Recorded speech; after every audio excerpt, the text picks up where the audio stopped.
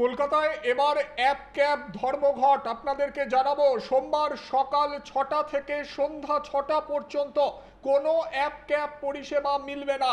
ভাড়া বৃদ্ধি সহ 11 দফা দাবিতে সোমবার 12 ঘন্টার ধর্মঘটের সিদ্ধান্ত নেওয়া হয়েছে।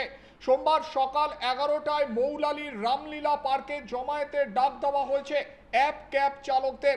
আরও একবার দর্শকদের জানাচ্ছি, অ্যাপ ক্যাব পরিষেবা মিলবে না। সোমবার 12 ঘন্টার ধর্মঘট। শুভেন্দু সরকারের উপর চাপ বাড়ানোর কৌশল। সিটু সংগঠনের দাবি, গত সরকারের কাছেও এই দাবিগুলি তারা তুলে ধরেছিল, নতুন সরকারের কাছেও তারা দাবি রাখছে। সোমবার মৌলালির রামলীলা পার্ক থেকে মিছিল করে পরিবহন দফতরে যাবে তারা। সমস্ত অ্যাপ ক্যাব চালকদের মিছিলে আসার জন্য আহ্বান জানানো হয়েছে সিটুর তরফে। তাদের বেশ কয়েকটি দাবি রয়েছে। বাণিজ্যিক ক্ষেত্রে প্রাইভেট বাইক গাড়ি ব্যবহার করা যাবে না। কলকাতায় সিএনজির সমস্যা মেটাতে হবে। পাশাপাশি এসি লাক্সারি ক্যাবের ক্ষেত্রে ভাড়া বৃদ্ধি সহ একাধিক দাবিতে দিনভর ক্যাব ধর্মঘটের ডাক দেওয়া হয়েছে।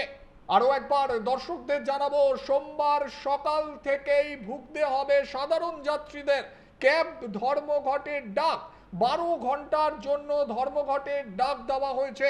ভাড়া বৃদ্ধি সহ 11 দফা দাবিতে সোমবার 12 ঘন্টার ক্যাব ধর্মঘট।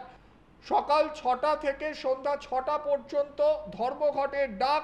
27/7/2026 ভোগান্তির মুখে পড়তে পারেন যাত্রীরা।